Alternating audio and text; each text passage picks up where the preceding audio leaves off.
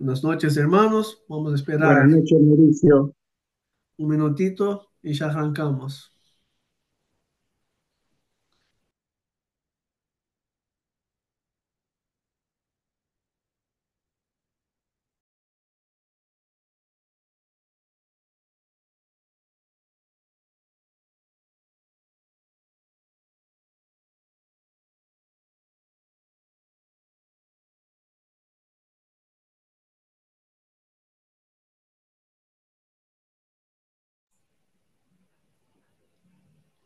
Vamos a orar por mientras los demás vayan sumándose a la clase. Así ganamos tiempo. Padre, gracias te damos a Dios por el privilegio que tenemos de estudiar tu palabra y poder conocerte más a ti, Señor. Y delante de ese curso, Señor, queremos que tu Espíritu, Señor, nos ayude a comprender la grandeza de tu ser y cómo tú, Señor, en un acto de gracia te has revelado a nosotros de tal manera que podemos conocer, Señor, aquello que tú mismo nos has revelado acerca de tu persona, lo que es grande, lo que es hermoso y lo que es suficiente, Dios, para nuestra salvación y deleite de tu persona, Señor, de tus propósitos para nuestras vidas, Señor. Bendice nuestro tiempo juntos, danos tu bendición y guíanos, oh Dios, para que tengamos un tiempo de mutua edificación en tu presencia. Oramos y confiamos esta clase y nuestras vidas en tus manos en el nombre de Jesús. Amén. Bien, déjame ver. No, no hay nadie acá. Bien, hermanos, nuestra segunda clase en teología propia, esta rama de la sistemática que estudia la persona de Dios, sus atributos, su ser. Se llama teología propia porque se diferencia de lo que vendría a ser las demás áreas de cristología, que estudia la persona del Hijo, o la neumatología, que estudia la persona del Espíritu Santo. Por eso la teología propia se enfoca específicamente en la persona del Padre. Por eso estamos en esa parte. Y hemos visto semana pasada la importancia para que haya una fe saludable, para que la iglesia sea una iglesia verdadera, para que la iglesia pueda proclamar un evangelio genuino y fiel, como lo hemos recibido, y para que la gente conozca el Dios de las Escrituras y no un ídolo, un Dios que es un Dios minúsculo, que es conformado al pensamiento humano y no a la revelación bíblica. Y también hemos enfatizado que el conocimiento de Dios no tiene como objetivo o propósito solamente concedernos información, llenarnos la cabeza de cosas, sino entendemos que el conocimiento de Dios es a la vez transformador. Esto nos lleva a adorarlo, a adorar a Dios con una mayor devoción, porque miramos a la manera como Él se revela a nosotros y entendemos que no hay otra actitud nuestra hacia Dios, sino rendirnos en adoración hacia Él. También servicio, servir a nuestro Dios, nuestra vida es de Él. Él es el Adonai, Él es el Kyrios sobre nosotros. Nosotros somos pueblo de Dios, posesión de Dios. Él nos ha creado para adorarlo, para servirlo y proclamar el único Dios verdadero, Jesucristo, en este mundo.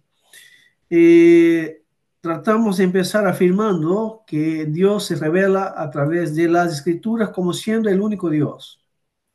Nosotros creemos en un solo Dios que se revela a nosotros en tres personas, Padre, Hijo y Espíritu Santo, pero Él es el único Dios, un Dios que se revela a nosotros por medio de sus atributos. Por eso decimos que Dios es un espíritu eh, infinito, eterno, inmutable. Más adelante veremos que también Dios se revela a través de sus nombres, que a la vez también están vinculadas a sus atributos. Pero es muy, podemos decir, es imposible describirle a Dios en una frase, en una oración. Es imposible. Por eso, para nosotros, eh, darle una definición de Dios no es algo que lo podamos hacer sin mencionar lo que Dios ha revelado acerca de Él mismo, siendo ese espíritu eterno, inmutable, infinito, lleno de gloria, todopoderoso. Entonces vamos haciendo uso de los recursos de las escrituras y de la manera como Él se ha revelado a sí mismo. También, déjame dejar algo acá, abrir acá, bien, ahí va. También hablamos que el conocimiento de Dios nunca es agotador, exhaustivo o abarcador. Nosotros solamente podemos conocer de Dios aquello que Él revela a nosotros de una manera que Él revela a nosotros al punto de que podamos comprenderlo. Pero la mente humana que es finita, el ser humano que es finito, nunca, jamás podrá contener, abarcar la totalidad de Dios. Entonces vamos a conocer a Dios en aquello que Él nos ha revelado. Pero ese conocimiento es real, es un conocimiento verdadero y es un conocimiento suficiente para nuestra relación con Él. O sea, nunca sentiremos que nos falta revelación de Dios. Siempre tendremos la tentación, la sensación de que podemos conocer más de Él.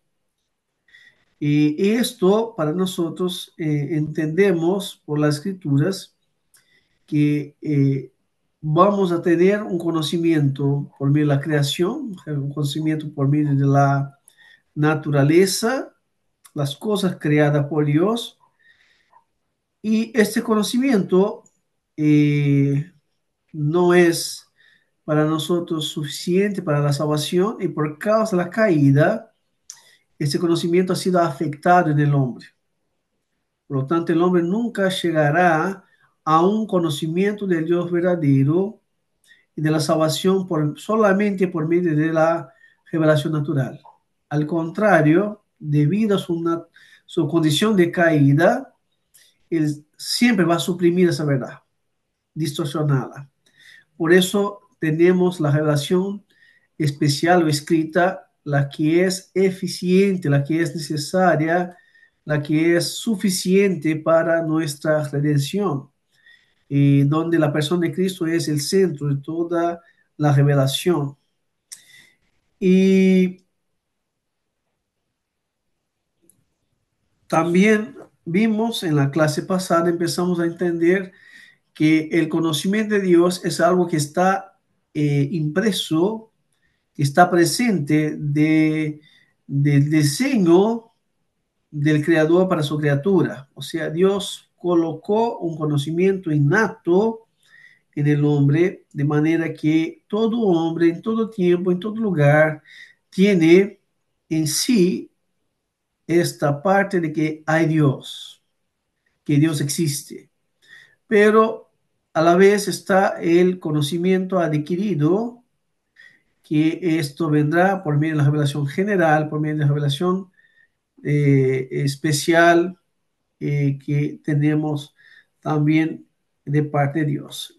También mencionamos que el conocimiento innato de Dios ha sido afirmado por algunos filósofos y ha sido negado por otros a la medida que la humanidad va caminando en dirección a esta elevación del ser humano, donde la razón, donde el hombre va tomando la centralidad de la existencia. Por lo tanto, hay un esfuerzo ya por parte del hombre más académico para luchar en contra de la creencia en lo sobrenatural, en lo trascendente, y de manera más directa el hombre va a luchar en contra de la persona de Dios. El Dios de las escrituras, el Dios del cristianismo. ¿Ah? El ateísmo, vamos a mirar eso, va a batallar, va a hacer frente de manera especial el Dios del cristianismo. Bien, entonces estábamos hablando que Juan Calvino es que va a trabajar con los dos conceptos, hablando de la existencia de Dios, el concepto del semen religiones y el sensus divinitatis, es decir, la semilla de la religión que ha sido colocada por Dios en el hombre y el sentido de lo divino. Entonces, ahí nos quedamos y de ahí vamos a seguir. Dame un segundo que voy a poner a compartir acá y vamos a avanzar entonces en nuestro curso. Acá, acá y vamos a compartir.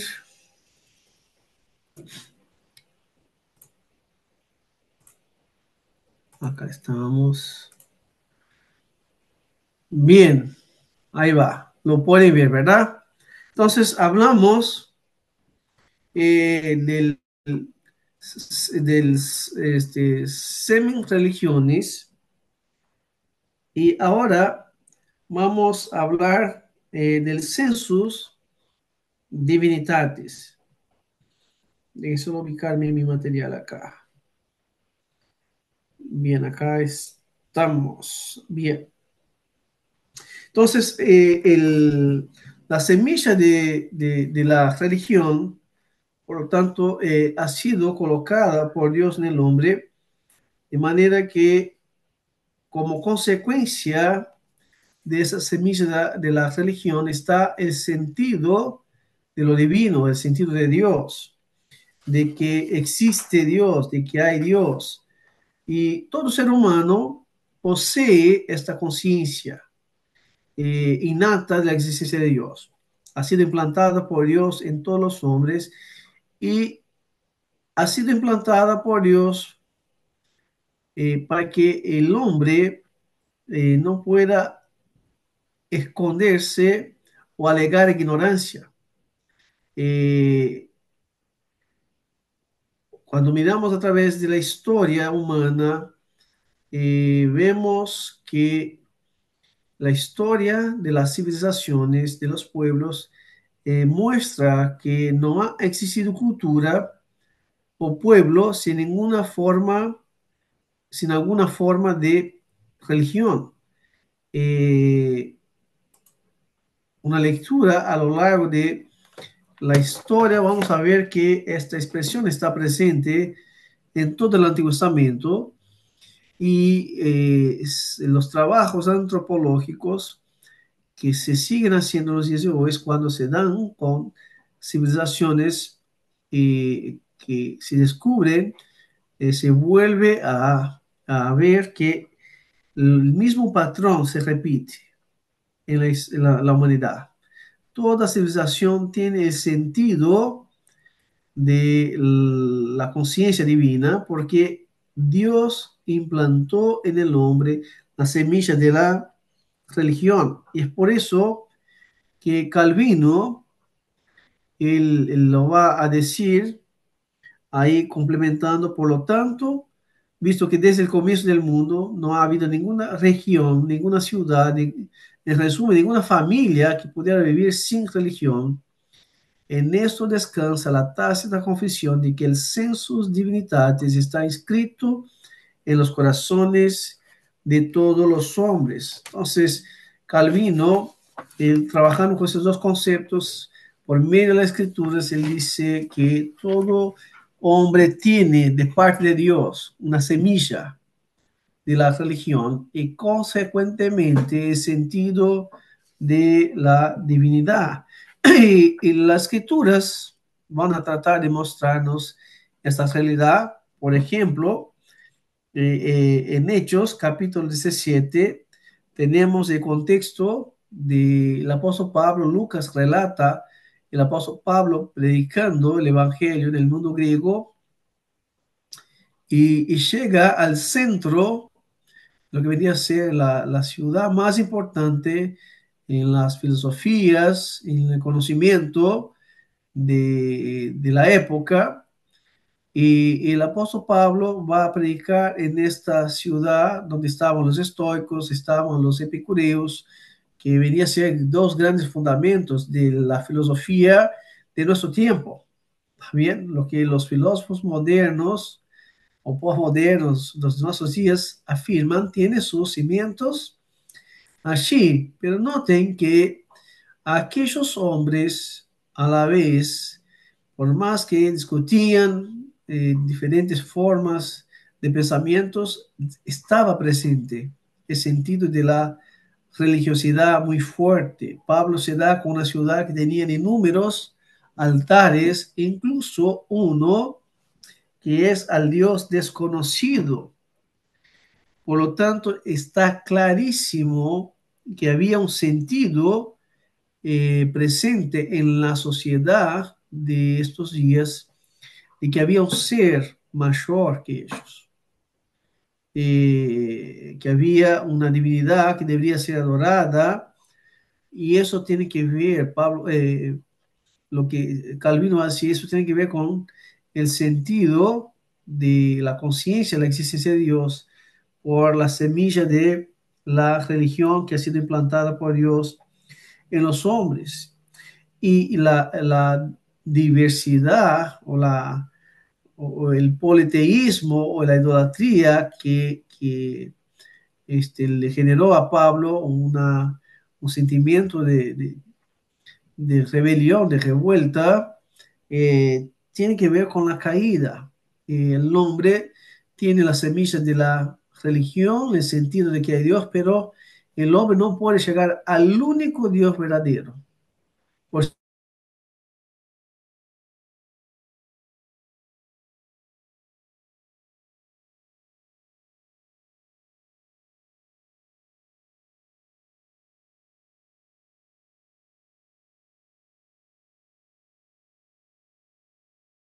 alcanzar. Por eso, por causa de la corrupción del corazón, los hombres perdieron las informaciones necesarias acerca del único Dios verdadero, pero no perdieron la conciencia de la divinidad. Y tampoco perdieron el sentido de adoración. Y por eso la expresión de culto está presente en sus más diversas formas. Por eso la semilla de la religión está presente en todos los hombres, aunque distorsionada por la caída. Y lo que hace el pecado, por lo tanto, es corromper el corazón del hombre y distorsionar y distanciar el hombre del conocimiento del Dios verdadero.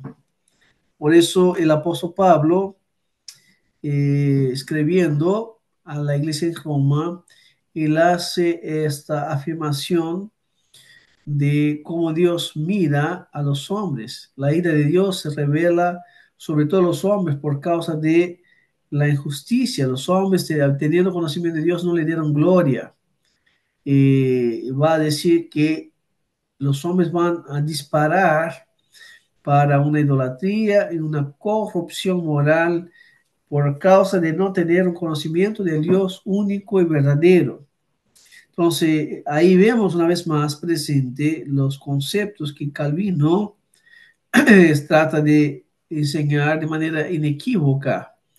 La semiente de la religión está presente y el sentido de Dios o el sensus divinitatis está presente cuando Pablo dice que el hombre suprime la verdad de Dios y la cambia por injusticia en el versículo 18, mostrando que los hombres caídos son sin excusa, son culpables por suprimir la verdad. Lo que Pablo está mostrando es que el conocimiento de Dios que ha sido manifestado a los hombres por medio de la creación es suprimido por ellos porque no quieren la verdad de Dios, sino que prefieren la injusticia, la mentira. Por eso el conocimiento de Dios es suprimido en sus conciencias, buscando negar a Dios y no darle a Dios la adoración que es debida. Pero noten que está presente la conciencia de Dios. Por más que el hombre luche desesperadamente en contra de eso, cayendo en la idolatría, el hombre no puede escapar la conciencia de Dios. Eh, pero ¿qué pasa? Por causa de la caída, prefieren adorar lo creado en lugar del creador. Sí, Pablo, puede hablar. Sí, es una pregunta sobre este tema, pastor, del libro de Boyce, que va a mencionar a Sproul y el argumento de eh, este resorte, ¿no? Que las personas tienen conocimiento suficiente para volverse de su forma de vida hacia Dios y así por lo menos comenzar a buscarle, pero este conocimiento, como si fuera un enorme resorte, ha sido sujetado y ahora el resorte amenaza con soltarse y demoler el punto de vista y el estilo de vida del que lo está sujetando. Pero yo tengo un conflicto natural, lógico con este argumento y es que nosotros no creemos que el ser humano tenga esa capacidad lejos de Ajá. Dios. ¿Cómo lo explicamos o cómo lo entendemos mejor a esto? Tá, vos leíste muy rápido y yo no tengo presente acá Se lo lo mando acá, que se lo mando en el comentario. está, mandalo por allí y yo abro acá, ¿tá? Así lo veo acá. Bien, acá dice, entonces el corazón de la psicología paulina del ateísmo, señalando lo que es aquí donde radica la culpa humana. Las personas tienen conocimiento suficiente para volverse de su forma de vida hacia Dios y así por lo menos comenzar a buscarle. Por eso ese conocimiento, como si fuera enorme resorte, ha sido sujetado. Ahora el reporte amenaza con soltarse y demoler el punto de vista y el estilo de vida en el que está sujetando. Entonces esta persona lo oprime aún más, deteniendo la verdad. Sí, yo también ahí, Pablo, también entiendo que quizás Spur no está siendo muy preciso teológicamente, porque el hombre no busca al Dios verdadero. ¿Está bien? Lo que muestra que él busca un tipo de divinidad. El texto dice que él hace ídolos, cuadrúpedes, reptiles y todas formas de, ¿está bien? De ídolos que puede hacer. Por un lado, el texto muestra eso es suprimir la verdad de Dios. ¿Está bien? Es porque el hombre no lo conoce, sabe que hay Dios, pero lo suprime. Entonces, no es el Dios verdadero que lo está negando porque él no tiene esa conciencia de que es el Dios verdadero. ¿Está bien? Ahora, puede ser que el pensamiento de Spru aquí sea más filosófico. Sabe que él es un doctor en filosofía y él esté pensando más en los ateos teóricos, académicos, ¿está bien? Que han estudiado algo de teología y entonces militan contra esta verdad que ellos han conocido teóricamente. ¿Tá? Entonces, habría que ver cuál es el punto de partida de Spru, eh, pero estos, aún así, los ateos teóricos no tienen conocimiento real del Dios verdadero. ¿Está bien? Es teórico. ¿Está bien? Puede ser Sí, que le esté argumentando por allí. sí, sí, era esto que me hizo ruido porque entiendo que es el suficiente conocimiento como para no tener excusa, pero no un conocimiento que capacita de alguna manera al ser humano a buscar a Dios o Claro. que lo lleva a eso. Bien, Sí, yo creo que Pablo no tenía esa mentalidad de Spru. ¿Está bien? Pablo está mirando, bueno, en la inspiración, ¿no? Está mostrando una realidad presente en el mundo. Lo va a contrastar en el capítulo 2 con los judíos que tenían la revelación. ¿Está bien? E igualmente estaban en la misma condición de caída, de rebelión que los gentiles. La única ventaja de los judíos, ¿cuál era? Que tenían la ley, que habían recibido la ley de Dios. Pero eso no les hacía no los ponía en una condición favorable en cuanto a salvación, porque eso es gracia de Dios, tiene que ver con la obra de Dios, pero tenían la ventaja de tener la ley que decía, todo lo creado ha sido creado por el Dios verdadero. Mientras que los gentiles entonces tiraban para cualquier lado y lo que hacían era suprimir este sentimiento, ese sentido de Dios, sabiendo que hay Dios, poniéndole cualquier cosa a su lugar. Entonces, creo que es lo que Pablo está diciendo y lo va a decir más adelante, capítulo 3, ¿no? No hay quien busque a Dios, ni siquiera uno, no hay quien haga lo bueno, todos se desviaron y aún asistieron inútiles. Entonces, creo que amplía lo que viene diciendo acá en el capítulo 1. Entonces, para mí puede ser que Sproul, ese texto Sproul, esté más direccionado posiblemente a esta mentalidad filosófica donde se estudia lo que piensan los cristianos, el pensamiento judío cristiano, y entonces empiezan a atacarlo de manera académica. ¿Ah? Puede ser por ahí. Gracias, pastor.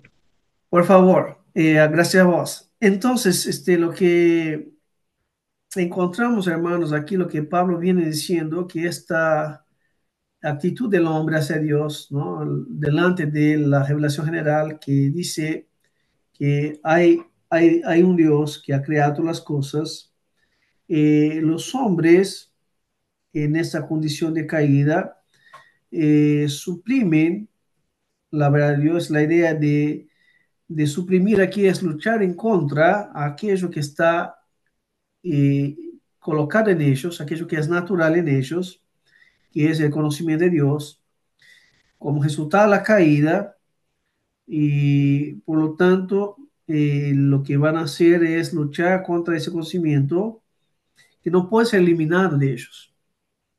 ¿Ah? Entonces, ese acto de suprimir es lo que los lleva a esta actitud de corromper el sentimiento que ha sido puesto en ellos, el sentido de Dios, dándole formas distintas a lo que es el Dios verdadero. Entonces la corrupción de corazón lleva al hombre a invertir el orden de las cosas y dar su propia forma a lo que él piensa que es Dios, pero no lo puede eliminar esta conciencia, no lo puede negar que está presente en él, es muy fuerte, es muy presente. Entonces solo suprime el conocimiento verdadero de Dios, pero no puede escapar de la conciencia de eso. Entonces todos los hombres, lo que trata de mostrarnos las escrituras es que todos los hombres viven en un ambiente que revela la existencia de Dios. O sea, nunca le ha faltado al hombre una revelación de la existencia de Dios. Y por eso el hombre no puede escapar de esta presencia que les impacta. Entonces lo que hacen es suprimir este conocimiento, luchar contra la idea del Dios verdadero para poder huir de la conciencia de su existencia. Por eso lo que Calvino trata de explicarnos con esas dos terminologías es algo sencillo de entender porque lo vemos a lo largo de la historia de la humanidad que está presente la idea de lo divino en el hombre y que es natural el hombre adorar, buscar adorar a un Dios minúsculo, eh, sea cual sea su forma y su nombre. Por eso, por definición, el hombre, un ser creado, no puede funcionar como de otra manera.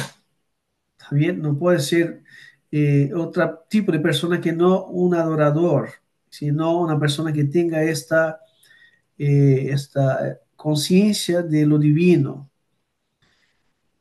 Entonces, aunque nosotros no podemos probar empíricamente la existencia de Dios, lo que viene tratando de mostrarnos la escritura y la práctica humana es que este es un presupuesto que debe ser asumido por nosotros, de que Dios puso en todos los seres humanos, es parte del diseño original, la semilla de la religión en el sentido de Dios. Entonces, esa idea es resultado de la formación y mira lo que va a decir el autor de Eclesiastés, diciendo, Él ha hecho todo apropiado a su tiempo, también ha puesto la eternidad en sus corazones. Sin embargo, el hombre no descubre la obra que Dios ha hecho desde el principio hasta el fin. En otras palabras, está diciendo lo mismo que el apóstol Pablo. No le falta al hombre el sentido de existencia de Dios, de lo eterno, de lo trascendente, pero no lo puede descubrir. O usando una vez más el libro de Hechos, se está tateando como si no estuviera, estuviera tan cerca, bien, tan cerca, pero no lo puede llegar, está cegado como el Dios de ese siglo y ha cegado el entendimiento. Y Johan, adelante. Mauri, entonces, Bien, con esto que vos decís, como que se reafirma una vez más que es necesaria sí o sí la escritura, ¿no? Porque si el hombre al tener en su conciencia, vamos a decir, mm, como que lo lleva a un creador, pero no lo lleva a un conocimiento salvífico, entonces nuevamente como que la escritura es 100% necesaria para que esa persona pueda obtener un conocimiento de Dios eficaz, vamos a decir. claro. Y ahí vemos la armonía de la revelación, ¿no? Dios, Él se hace conocer por medio de escrituras, específicamente a través de Cristo, bien, mostrarnos que la fe viene por oír el Evangelio, entonces la gran comisión, todo va conectado, ¿tá? Y nosotros somos resultados del plan de Dios, del designio de Dios para la redención. La palabra, la proclamación, no solamente nosotros, sino lo que nos antecedieron, lo que va a decir capítulo 11 de Hebreos, por la fe, Abel, y va a seguir la lista, ¿está bien? Y va a decir, bueno, los que están ahora tienen mayor privilegio porque tienen la historia completa, pero sin la historia, sin la revelación, no es posible que nosotros podamos tener un conocimiento salvífico de Dios. Entonces estamos aquí pensando en los escogidos de Dios que han tenido vida para vivir y han tenido inteligencia para oír y creer. ¿Ah? No vamos a decir que no hay otras personas salvas, ¿está bien? Aparte de los que han llegado a esa comprensión. Y aquí lo que quiero decir es que Dios en su plan de gracia ciertamente ha salvado, no todos los niños, ¿ah? Pero muchos de los niños que han muerto, sea en el vientre, o sea en la tierna, en los primeros años de vida, o sea personas que por alguna razón no tienen capacidad intelectual para comprender el Evangelio, se son escogidos de Dios, serán salvos por la gracia, no por la condición de ellos. ¿Ah? Es gracia. Y no entiendo que podamos decir que todos serán salvos. ¿Está bien? Porque hay un principio de elección, pero puede decir que todo aquello que Dios escogió, ninguno de ellos se perderá.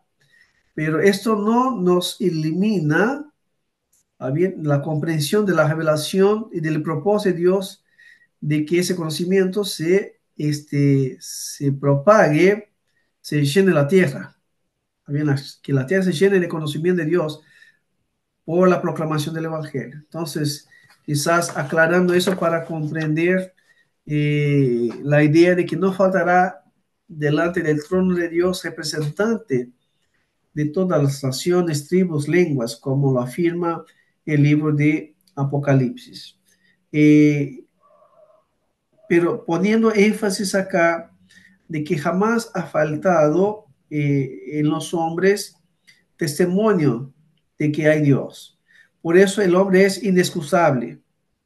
Nadie podrá decir delante de Dios, bueno, es que no sabía, es que nunca. Entonces, Dios ha puesto en el hombre la semilla de la religión y la conciencia de que hay Dios.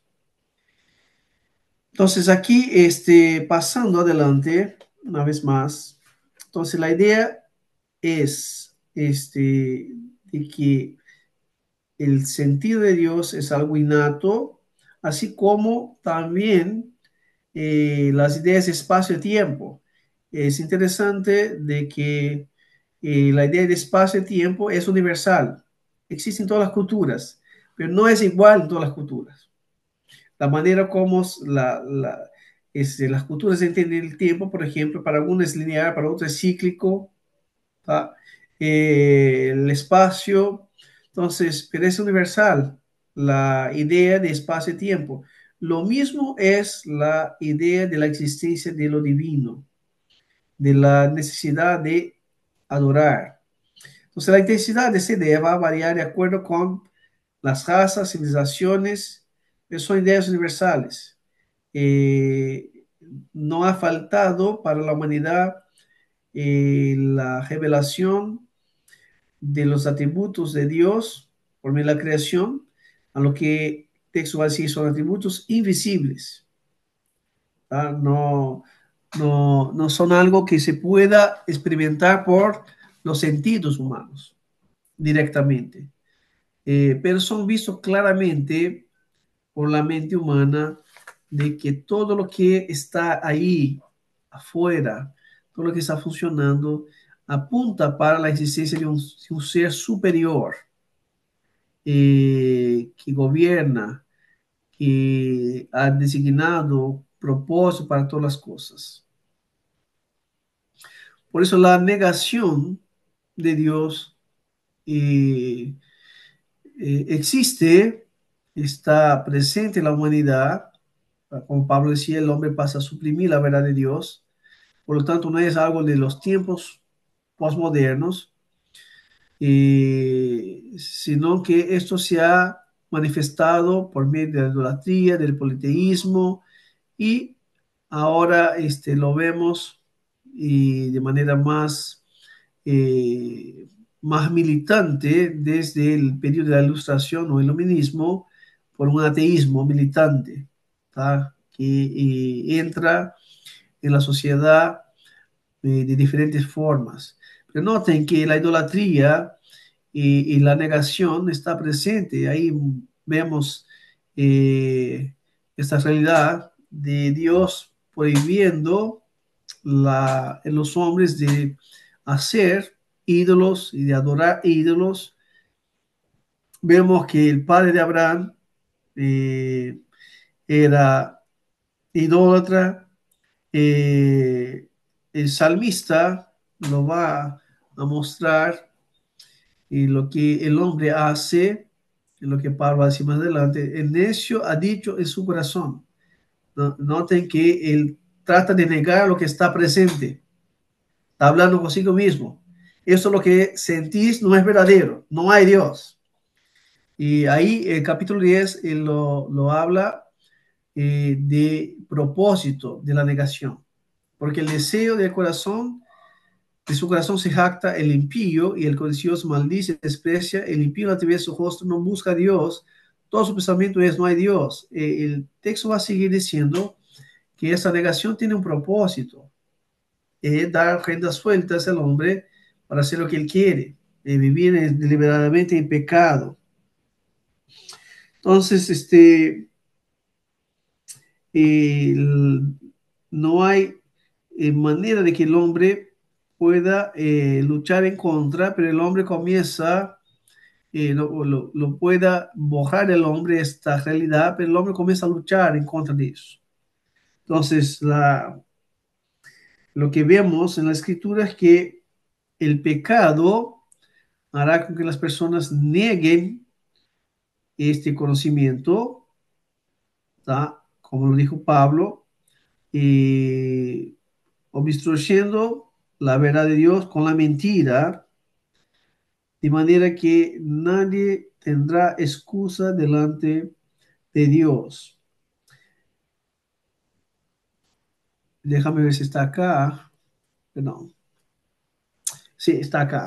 Pero por otro lado, hermanos, miren que algo grandioso para nosotros que hemos sido alcanzados por la gracia, esta conciencia de que Dios existe y esta semente de la religión que Dios puso en nosotros, cobra un propósito verdadero, correcto, pero toma una dimensión también en nuestras vidas mucho, mucho más amplia, ¿no? Es mucho más fuerte para nosotros poder decir, bueno, wow, ahora entiendo las cosas, y ahora sé quién es el único Dios verdadero, y sé cuál es mi lugar delante de Dios. Entonces, este conocimiento nos abre los ojos, nos quita la ceguera y nos muestra cómo nosotros en tiempos pasados luchábamos en contra de esta realidad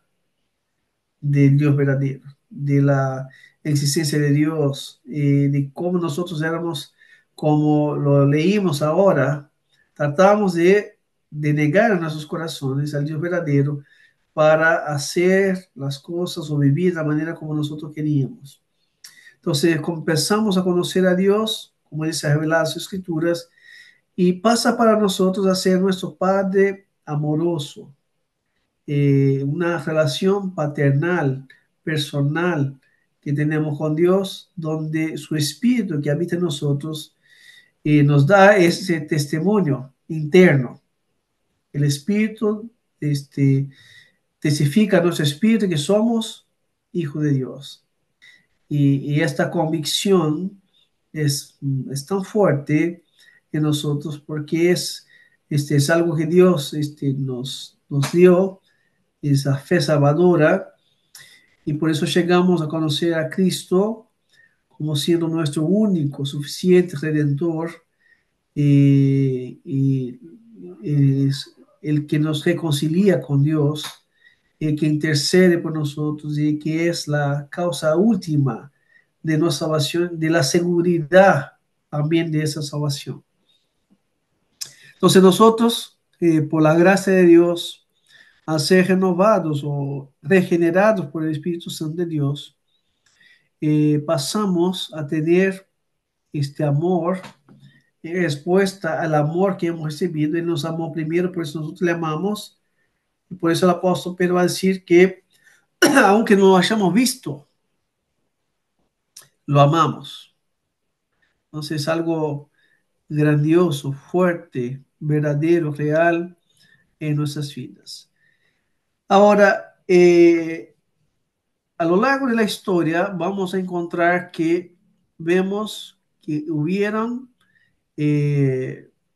filosofías que trataron de negar esta realidad de que Dios existe y de que el hombre tiene de parte de Dios esta idea innata de que Dios existe. ¿Ah? Entonces, algunos teólogos y filósofos cristianos trataron de armar argumentos para contraponer o para responder a las objeciones levantadas en sus tiempos. Y han propuesto argumentos racionales. Noten que esos argumentos no son esencialmente fundamentados en la teología bíblica, en las escrituras, sino son más argumentos fundamentados en la lógica. Por eso son filosóficos y son esfuerzos para analizar y encontrar evidencias de la existencia de Dios. Y el propósito de eso es persuadir a los hombres que la fe no es racional, de que creer en Dios no es cosa de ignorante, como dicen los ateos, sino que tenemos argumentos suficientes para afirmar la existencia de Dios y para mostrar que nuestra fe es una fe verdadera, real y racional. Entonces, esos argumentos van a tratar de trabajar la parte racional, dando pruebas para que las personas puedan entonces pensar o entrar en razón de que los creyentes no son creyentes porque son ignorantes, sino porque ellos tienen fundamentos en los cuales ellos se aferran y se sostienen la fe. Entonces, la mayoría de esas pruebas son argumentos filosóficos, están divididos en cuatro, donde el primer de ellos es el argumento cosmológico, que trata de hablar de la existencia del cosmos. No se puede negar que existe un mundo creado, que vivimos en un mundo, en un cosmos, pero tampoco se puede negar que tuvo un principio de existencia.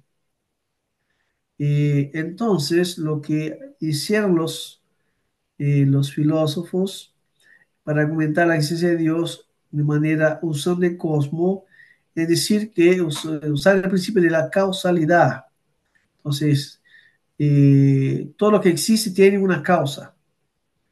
Entonces, si como una obra de arte exige un artista, y así también la creación y las cosas creadas, el mundo, el cosmos, necesitaba de un orden, de un diseño, de una, un ser inteligente que pudiera dar principio a todas las cosas.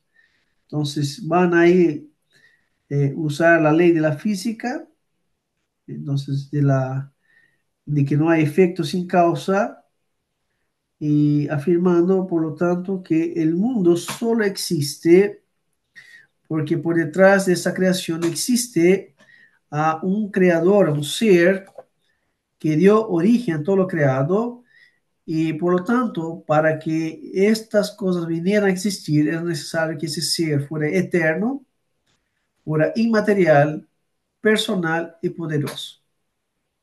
Entonces, este es el primer argumento.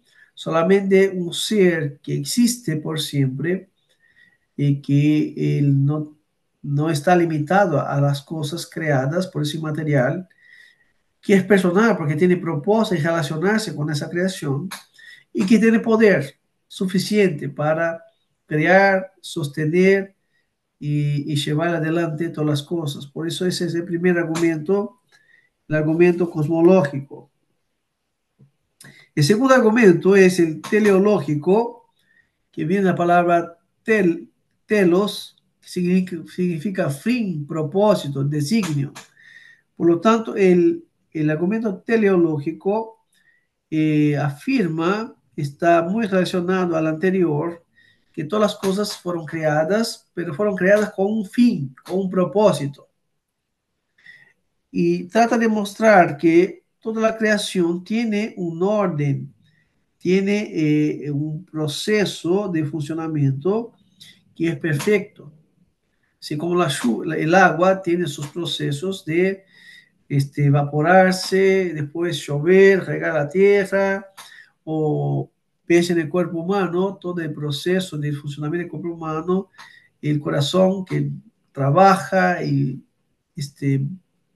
manda la sangre por todo el cuerpo, los riñones que filtran, toda esta perfección del cuerpo humano, por lo tanto, indica orden, propósito, organización, armonía, y que por detrás de todo eso hay una mente inteligente, hay un ser que ha creado todo eso con un propósito, con una finalidad.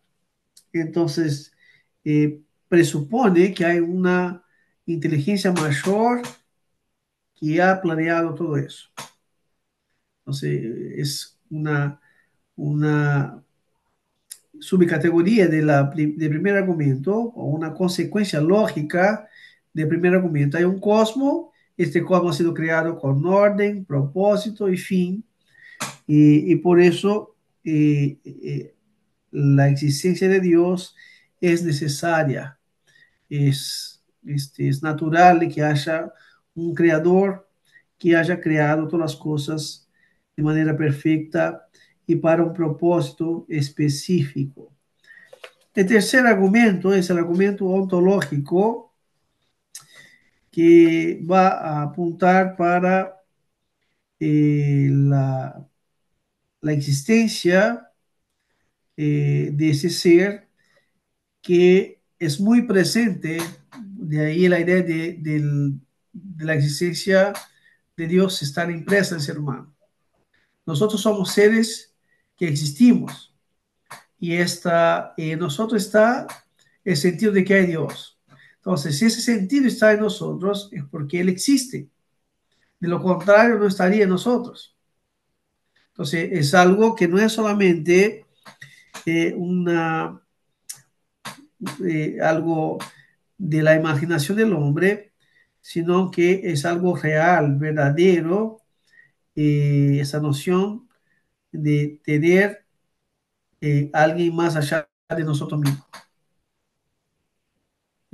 Por eso el argumento ontológico va a decir que esta noción de un ser infinito en la mente de seres finitos indica para una realidad presente que es que el Dios que nosotros sentimos que existe, Él realmente existe, que es superior a nosotros. Por lo tanto, se considera un argumento convincente, aunque no pueda probar de manera objetiva la existencia de Dios, pero tampoco se puede negar que este sentido presente, impreso en el hombre, es una respuesta convincente también a la idea de lo divino, que es común en todas las culturas, en todos los tiempos, en todas las personas. Y un argumento también usado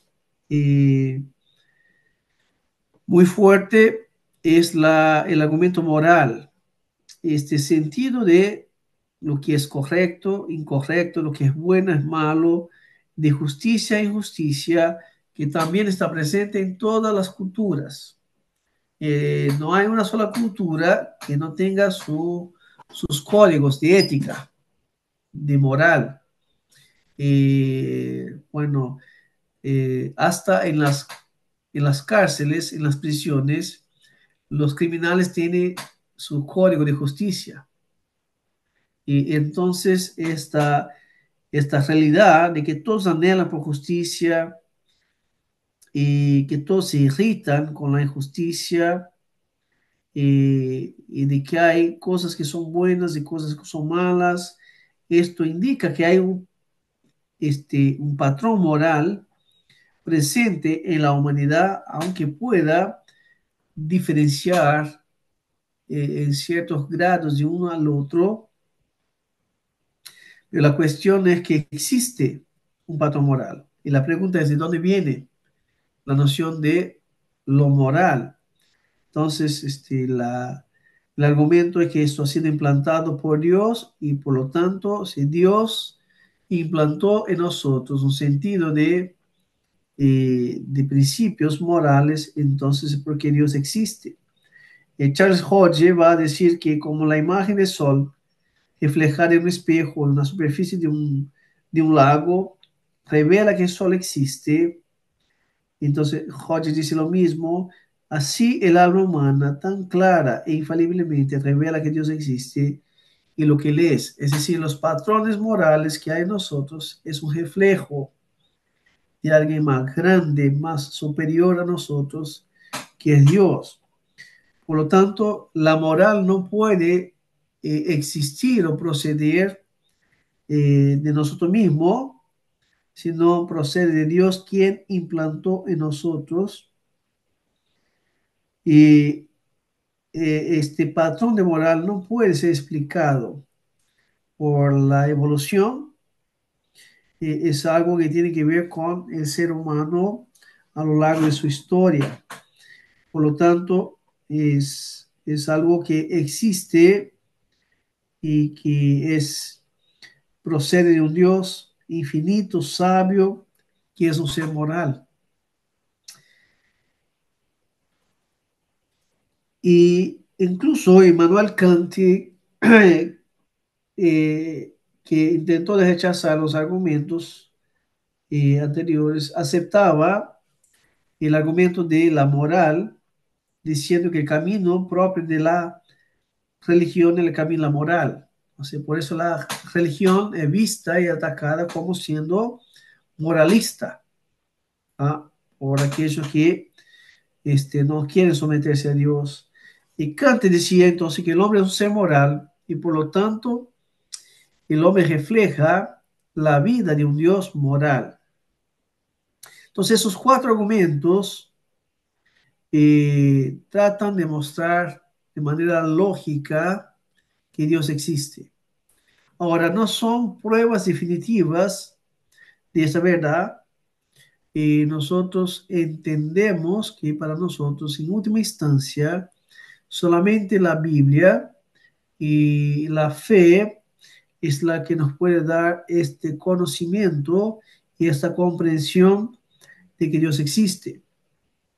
Pero no dejan de ser argumentos útiles para mostrar que nuestra fe no es irracional, eh, de que nosotros creemos en un Dios que es creador de todas las cosas, un Dios que es un Dios de orden, un Dios que es un ser que se relaciona con sus criaturas y un Dios que tiene valores, principios por los cuales el mundo debe ser guiado.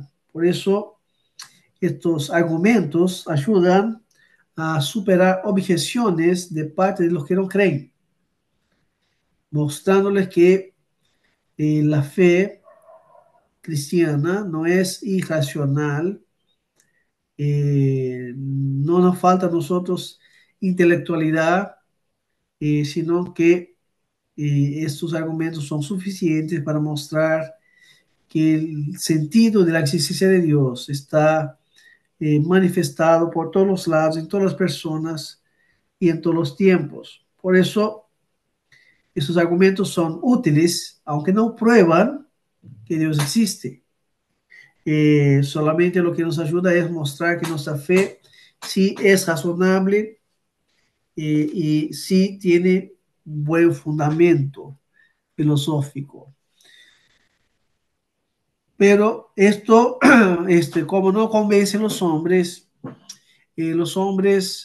van a entrar en un proceso de negación de la existencia de Dios.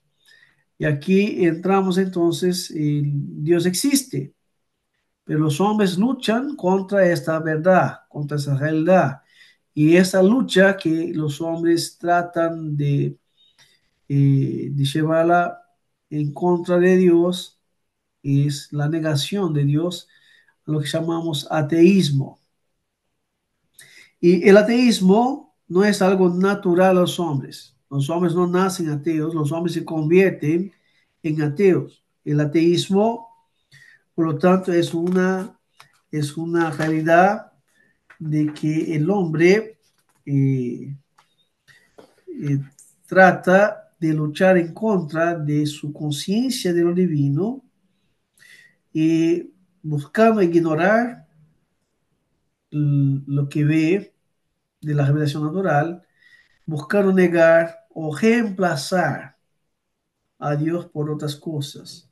Entonces no hay ateos por naturaleza, sino que esto es algo que ha sido trabajado por los hombres a lo largo desde la caída, pero de manera más teórica, más académica, eso se da después de lo que es periodo, llamado periodo de la era de la razón, cuando los hombres empiezan a pensar, ¿no? Salen del periodo donde la verdad de Dios dominaba para el periodo de lo que llaman ellos de la razón, de la elevación del hombre, donde el hombre sale para ellos de la ignorancia para entrar ahora en un estado donde él puede ser el que determina lo que existe, lo que no existe, lo que es verdadero, lo que no es verdadero, lo que es bueno, lo que no es bueno. Por eso tenemos como, eh, como resultado de la corrupción esta actividad humana de luchar en contra, lo que llamamos de rebelión, donde buscan distorsionar, perdón, las verdades eh, que son afirmadas por el cristianismo, por la fe cristiana, imponiendo lo que ellos quieren que se crea, ¿no?, en el mundo.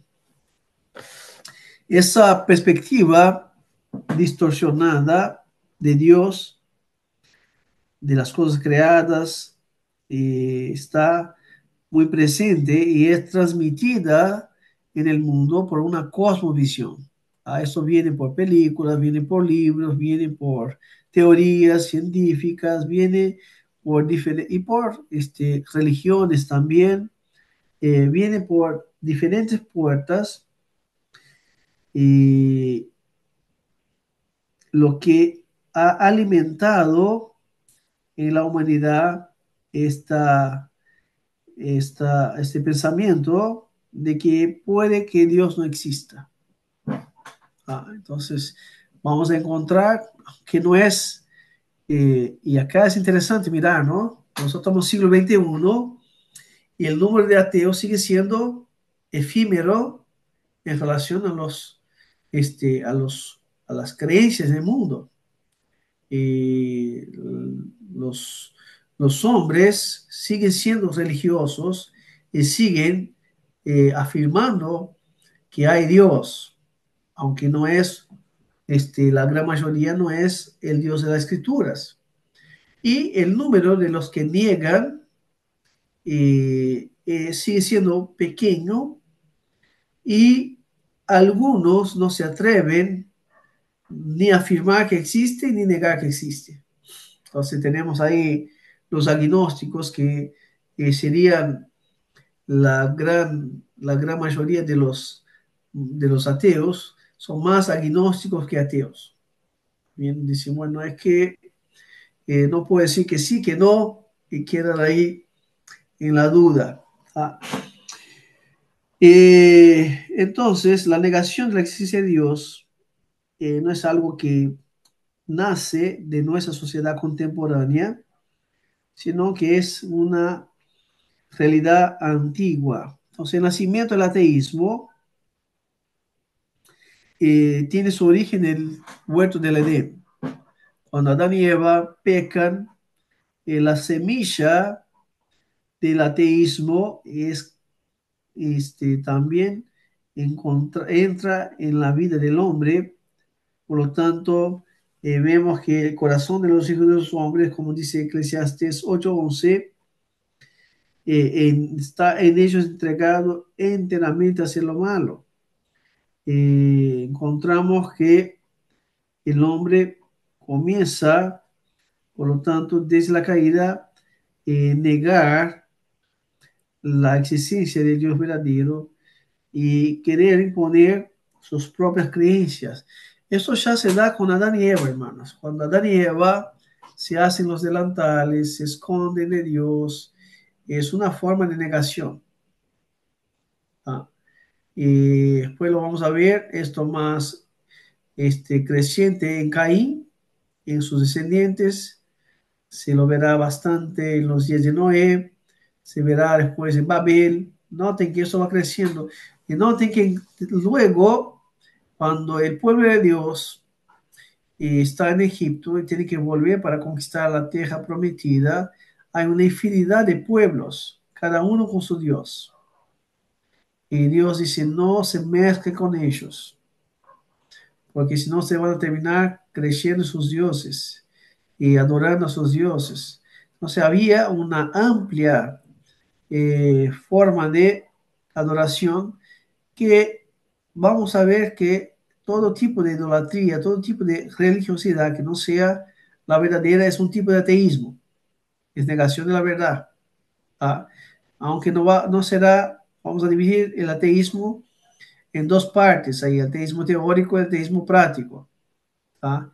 El ateísmo teórico va a ser el académico y el ateísmo práctico va a ser toda forma de religiosidad que no sea el cristianismo verdadero. ¿Tá? Entonces, cuando uno afirma una religión que no sea lo que dice las escrituras, es una forma de ateísmo práctico. ¿Tá? Vamos a llegar ahí más adelante. Entonces, en la caída, el veneno de la serpiente, entonces ha sido de manera metafórica injertada en los corazones de los hombres, llevando los hombres ahora en su estado de caída, luchar en contra de la conciencia de lo divino y usar esta religiosidad para adorar lo creado en lugar de adorar al único Dios verdadero.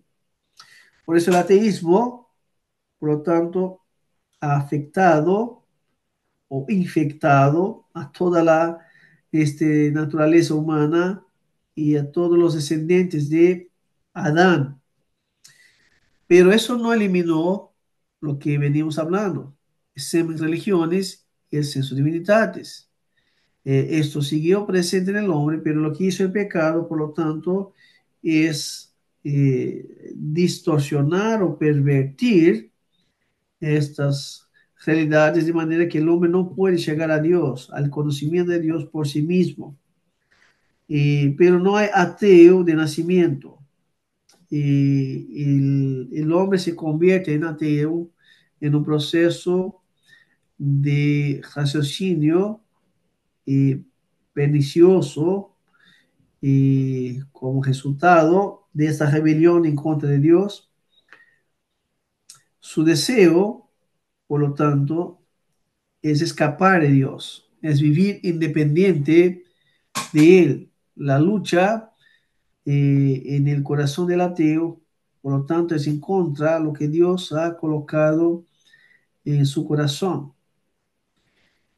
Y aquí entendemos de la misma manera que la semilla de la religión y el sentido de lo divino es universal, está en todos los hombres. El ateísmo desde la caída también es universal. Cuando la Biblia dice que el pecado entró en el mundo por un hombre, con el pecado la muerte, si la muerte pasó a todos los hombres, o todos pecaron y están destruidos la gloria de Dios, no hay quien haga lo bueno, no hay quien busque a Dios, ni siquiera uno, y que Dios excesivo ha cegado el entendimiento de los incrédulos para que no les resplandezca la luz del Evangelio de Cristo. Noten que estas afirmaciones tratan de mostrarnos que eso ha sido la consecuencia de la caída. Todos cayeron. Todos fueron afectados por esta realidad donde el hombre por sí mismo, en sí mismo, no tiene ningún interés en el Dios de las Escrituras. El hombre no va a buscar a Dios. Cuando una persona va a la iglesia, cuando la persona te pide que hable del Evangelio, no es porque está buscando a Dios por sí mismo. Hay otras realidades que están por detrás de la vida de esa persona también, y que está en búsqueda de alguna solución, de alguna respuesta, pero no de Dios. Por otro lado, nosotros entendemos que Dios en su soberanía está obrando en los corazones de los hombres. Entonces, muchos de estos vienen por un acto de soberano de Dios para llegar a ese lugar donde van a oír el Evangelio y por la obra del Espíritu Santo van a ser eh, regenerados y serán implantados en ellos. Por lo tanto, ahora esta nueva inclinación de amar a Dios, de buscar a Dios, de servir a Dios. Entonces, el ateísmo está presente de manera seminal, o sea, como semen fundamental en todos los seres humanos. Todos están infectados o afectados. Por eso, la inclinación pecaminosa es algo natural desde la caída a todos los hombres. Por eso, todos los seres humanos tienen la tendencia de luchar contra la existencia del Dios verdadero y de ignorarlo. Y eso lo van a hacer de diferentes maneras, sea poniéndole otro Dios en su lugar, o sea alejándose de todo tipo de religiosidad conocida, formal, para algunas formas que son llamadas de intelectualismo. Y solamente Dios puede remover al hombre de ese estado. Y Dios salva a una persona en una tribu lejana que no ha tenido las luchas con el ateísmo militante. Y Dios salva a una persona en un contexto como el nuestro, secularizado, con tanta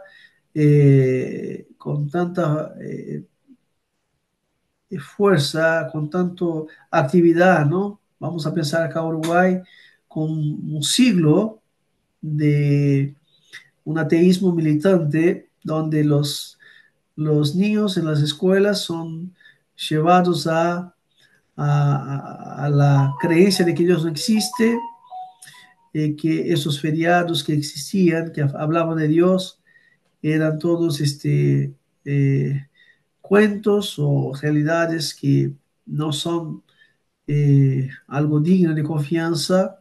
Entonces piensa en toda una generación en ese país, lo que hace que ese país sea uno de los países más áridos para el Evangelio. Entonces encontramos esa realidad donde el ateísmo ha sido enseñado como doctrina, como una forma de religión a la sociedad. Solamente Dios entonces puede sacar del hombre esa enfermedad maldita. Y solamente Dios puede implementar en el hombre una fe verdadera.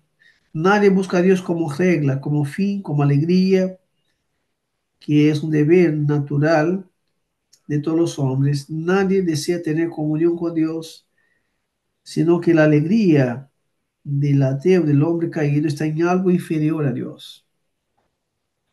El hombre caído prefiere cualquier cosa antes que el propio Dios y glorifica todo lo que no sea Él, todas las cosas que pueda poner en su lugar.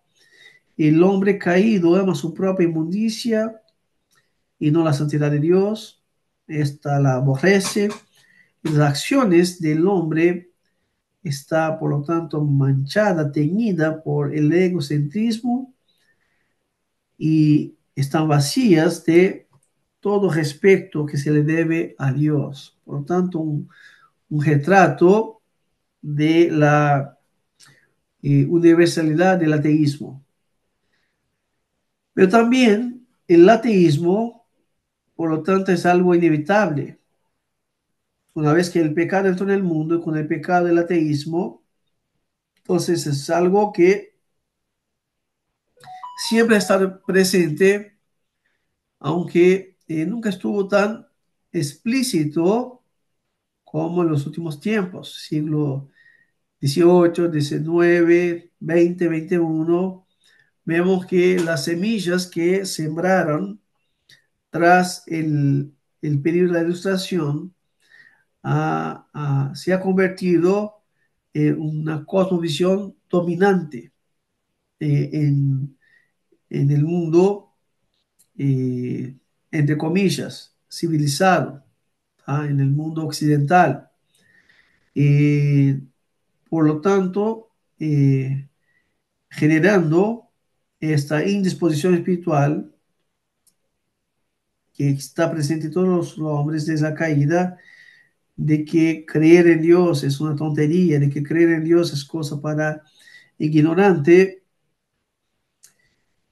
Por lo tanto, es algo que es inevitable y por lo tanto algo que se va tomando formas a la medida que el tiempo va pasando. Ese pensamiento de la existencia de Dios, por lo tanto, algo eh, que procede de la inclinación pecaminosa del corazón del hombre, pero que sí también ha sido alimentado por diferentes formas de ateísmo. Y aquí llegamos entonces a dos formas de ateísmo.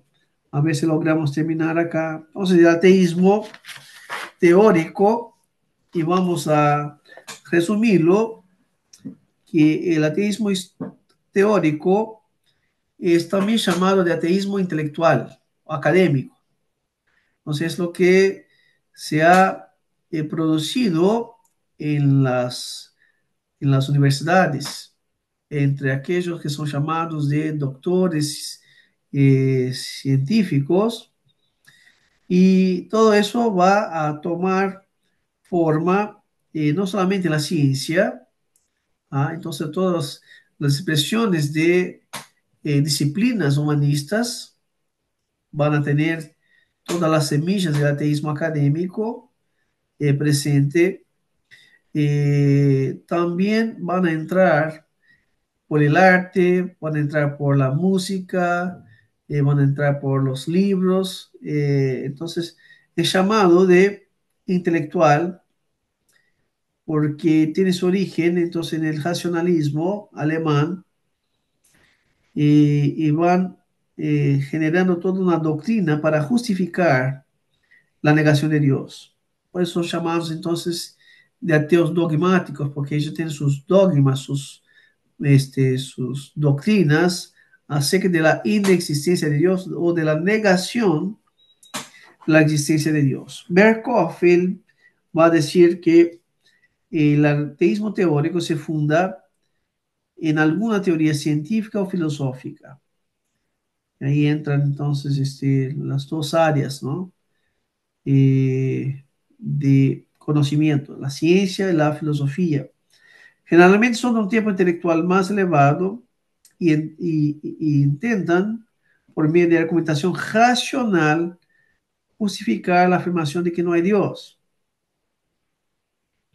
Por eso hay un número muy grande de personas que teóricamente rechazan toda clase de Dios, mientras que hay otro número mucho mayor que no quiere nada con el Dios de la Biblia. De manera más personal, el problema de los ateos teóricos es con el cristianismo. No es con el budismo, no es con el islamismo. El problema es directo con los cristianos. Y los teóricos afirman, por lo tanto, que no hay Dios, y al hacerlo está mostrando su deseo pecaminoso de autonomía. La gran lucha de los ateos teóricos es decir, bueno, mi vida lo mando yo. Yo soy el capitán de mi barco, yo soy el señor de mi destino. Por lo tanto, no se someten a ninguna autoridad soberana eh, divina de las escrituras sobre su vida, sino que generan todo un ambiente para decir que cada uno escoge su propio destino y cada uno tiene el control de su propia vida, en última instancia del universo y de la historia. Por otro lado, los ateos prácticos, entonces, es el tipo de ateísmo que no niega verbalmente la existencia de Dios. Ahí entran varias formas de religiosidad, como decía, pero estos viven como si el Dios verdadero no existiera, y, y no le generan cuentas a ese Dios. Igualmente que los ateos teóricos,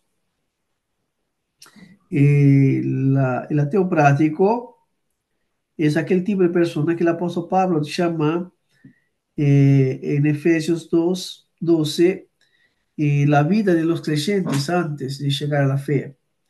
Dice, en aquel tiempo estaba sin Cristo, alejados de la ciudadanía de Israel y ajeno a los pactos de la promesa, sin esperanza y sin Dios. Y de ahí sale la palabra ateos, sin Dios en el mundo. O sea, no es que los gentiles no tenían creencias. Éfeso, por ejemplo, era el lugar del templo de la diosa Diana. La gran mayoría de los cristianos de Éfeso antes eran adoradores de Diana, pero la conducta de ellos era de negar al Dios verdadero, al afirmar otro tipo de divinidad y al vivir una vida contraria a lo que el Dios verdadero ha establecido para la humanidad. Entonces no niegan la existencia de Dios, pero viven como si Él no existiera. Por eso van a afirmar otro tipo de divinidad y van a afirmar otro estilo de vida que no sea el que Dios ha establecido en su palabra. Pero no negan que existe Dios o dioses, no niegan que el Dios del cristianismo sea una forma de Dios para ellos, pero lo ignoran, no le hacen caso, no les rinden culto, no les rinden cuentas. Por lo tanto, Pablo dice que esas personas que viven una religiosidad que no es sometida al Dios verdadero son ateos y que están sin esperanza y sin Dios en el mundo. En última instancia está en la misma condición que los otros, que generan una doctrina porque es otra forma de religiosidad. El ateísmo teórico es una forma de religiosidad, eso tiene todo un credo. También el credo de ellos es negar el Dios del cristianismo. Entonces, el salmista, una vez más, habla de esta conducta del impío. Él dice, el impío en la altivez de su rostro no busca a Dios, todo su pensamiento es, no hay Dios. Y lo que hace el salmista es decir que los impíos no admiten, no están diciendo que no admiten la existencia de Dios, sino que en el pensamiento de ellos, por eso dice, en sus pensamientos, ellos dicen, no hay Dios. Y por eso aquellos que no tienen Dios en sus pensamientos, por lo tanto, no lo reconocen, lo ignoran. Y donde Dios no es honrado, Él no es tampoco reconocido.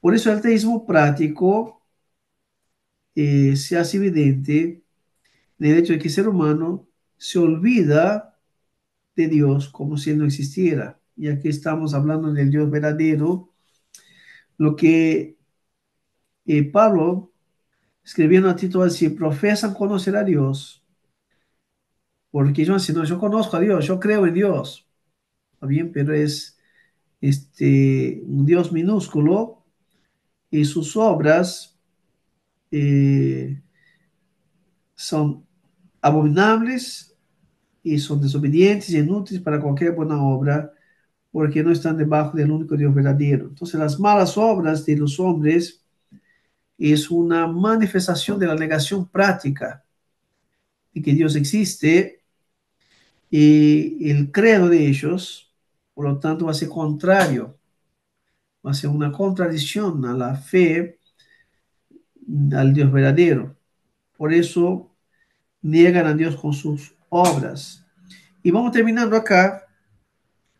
El ateo práctico, entonces vive como si fuera el dueño del mundo, sin ninguna connotación espiritual, ausente de Dios. O sea, en realidad, él está en la misma condición que el ateo teórico. Vive sin esperanza y sin Dios en el mundo, y lo que tratan de hacer, por lo tanto, es vivir como si nunca fueran a rendir cuentas a Dios y como nunca fueran a estar en la presencia de Dios.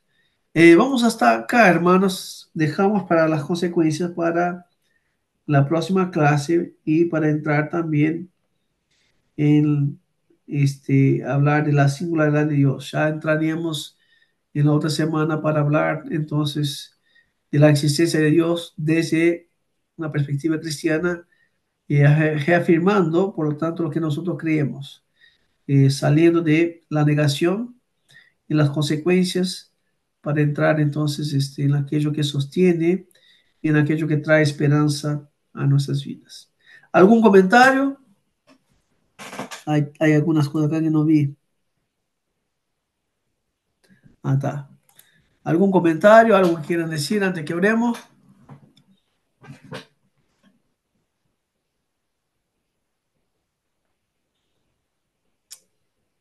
Bien. Entonces vamos a orar. Voy a pedir a Pablo si puede guiarnos en oración entonces. Y así terminamos. Excelente.